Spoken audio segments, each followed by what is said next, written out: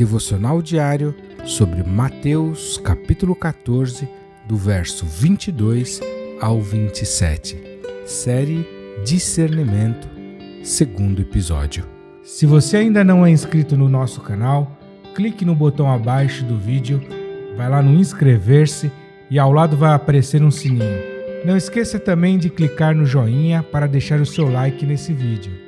Meu irmão e minha irmã, é um privilégio para mim recebê-la neste momento para juntos, em mais um devocional diário da Bíblia JFA, meditarmos, refletirmos, nos aprofundarmos, sempre à luz das Sagradas Escrituras, neste tema discernimento. Hoje, no segundo episódio dessa série, eu quero falar com você sobre vários exemplos bíblicos de pessoas, personagens que discerniram o agir, o mover, o trabalhar, a ação, a atuação de Deus, e de outros tantos que não discerniram, fizeram o contrário, não perceberam, não conseguiram capturar, observar, perceber Deus nas situações. Vamos começar falando sobre alguns exemplos de homens, de personagens bíblicos que não discerniram, não tiveram discernimento, não observaram com os olhos da fé, não compreenderam, não entenderam, não viram Deus em diferentes situações e ocasiões. Começo pelo ladrão da cruz. Você conhece bem essa história. Eu vou suprimir os detalhes em benefício do nosso tempo, para que possamos ganhar aqui agilidade no aprendizado e nas tantas coisas que queremos trazer aqui nesse curto espaço. O ladrão da cruz. Um deles, você já conhece a história, mas eu falo sobre o primeiro que a Bíblia manifesta. Tinha dois ali junto com Jesus e um deles zombou, desafiou, fez piada daquela situação, indagando Jesus, confrontando a ele, dizendo que se ele era o rei dos judeus, porque o filho de Deus, porque ele não salvava a si mesmo e levava consigo juntos nessa salvação, entre aspas, os dois ladrões. Ou porque ele não feria com raio todos que estavam fazendo aquela afronta, aquele vitupério, aquele sacrilégio sobre Jesus. Vejam que ele foi um zombador, um afrontador, no momento em que ele estava ali, tendo a maior chance, a chance derradeira, quem sabe de sair daquela situação. Ele, por não discernir Deus na figura de Jesus, em um momento crucial do Evangelho, zomba de Cristo. Lembra ainda dos discípulos no caminho de Emaús, logo depois dos acontecimentos da morte, da ressurreição de Jesus, quando a notícia ainda não havia espalhado, dois discípulos, provavelmente membros daqueles grupos de 70 que seguiam a Jesus, voltaram para suas terras, decepcionados com os acontecimentos em Jerusalém, talvez frustrados por terem abandonado suas famílias, seus empregos, por terem caminhado 3 anos com o Mestre durante seu ministério na terra, e eles vão ali, tristes. De repente alcança eles alguém que eles não conheceram, não identificaram, e eles perguntam para aquele homem se ele não sabia dos últimos acontecimentos, porque eles perguntam, Jesus indaga para eles, sem eles ainda terem percebido que era Jesus, por que eles andavam tristes, cabisbaixo, o que eles iam comentando entre si.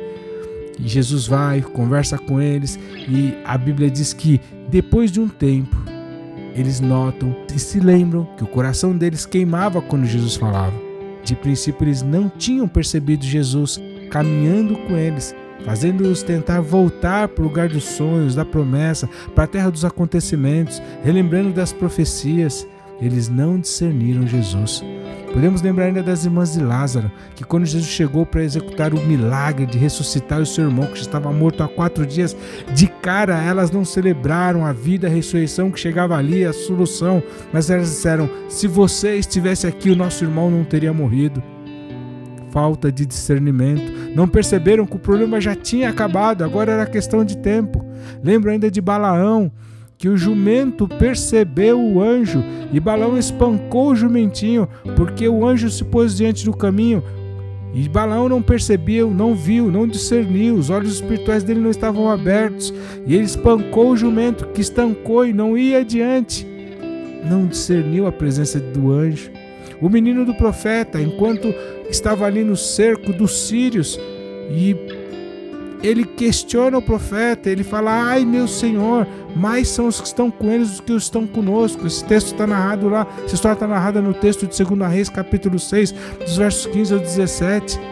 E o homem de Deus precisa pedir que o olho dele fosse aberto, o olho espiritual, para que ele pudesse perceber que mais do que os que estavam com os sírios, eram os que estavam com eles. Os discípulos no barco, baseado nesse texto que eu escolhi para esse nosso segundo dia, segundo episódio de meditação sobre discernimento, quando Jesus anda sobre o mar fica agitado lá pela 4ª vigília da noite, e os discípulos de repente olham no meio daquela tormenta, e eis que eles veem um fantasma e começam a gritar de medo. Quando chega mais perto, não era um fantasma, era Jesus, que falou: olha, tenham bom ânimo, não temam, sou eu. Tudo que alguém que está num maremoto não quer é um fantasma.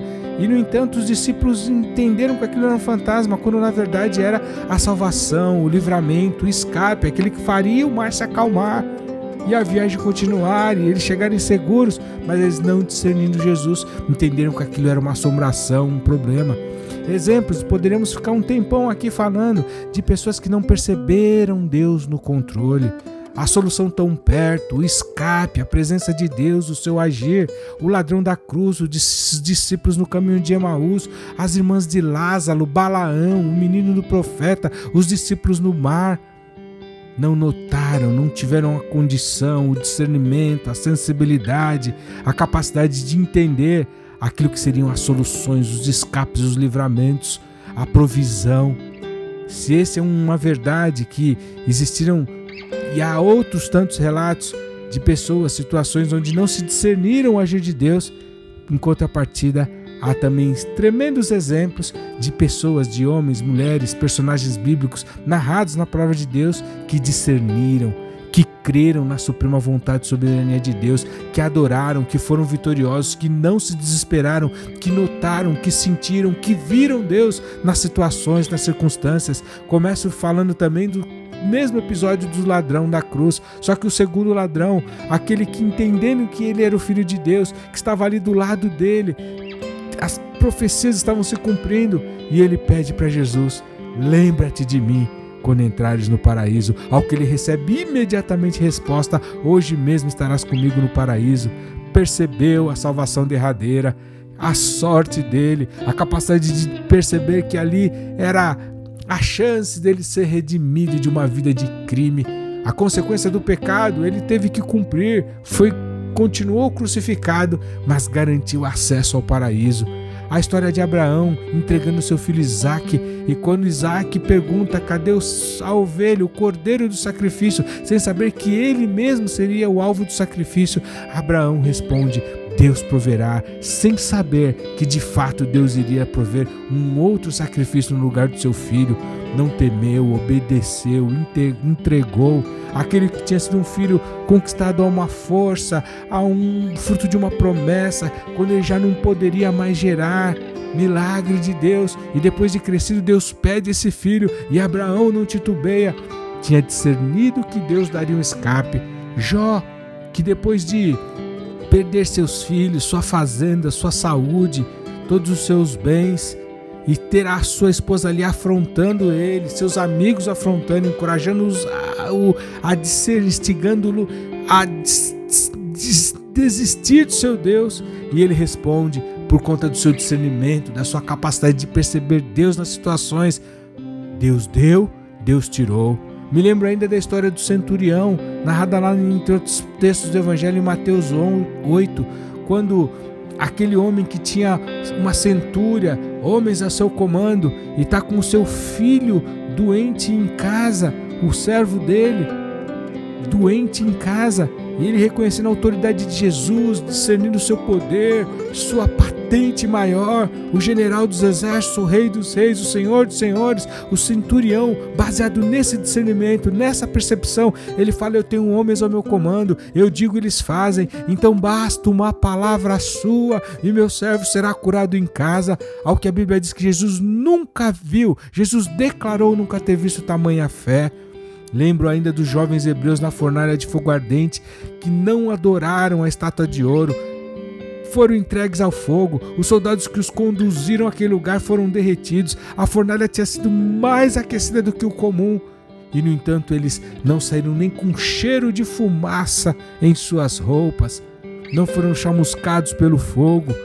Eles não se dobraram diante da estátua, porque eles discerniam quem era o Deus, o único digno de toda a honra, toda a glória e todo o louvor. Não temeram a morte, o que os homens podiam lhe fazer, porque importava antes agradar a Deus do que se prostrar diante de uma estátua de ouro. Lembro ainda de Daniel, um contemporâneo dos jovens hebreus, que na cova dos leões, porque ele não parou de orar, de buscar o seu Deus, não parou de ter intimidade com o Senhor, com a rotina que fazia, de exercitar sua vida devocional, porque entendia que dali, da oração, daquele ato voltado para Jerusalém, mesmo ele estando no exílio, no cativeiro, junto com o seu povo, mesmo estando numa posição de destaque, mas ele sabia que a sua fonte era o seu Deus e, portanto, não tinha como deixar de buscar, orar, falar, discernir o Deus, discernir a sua fonte de provisão, de suprimento, discernir a necessidade de intimidade com Deus. Foi lançado na cova dos leões, os leões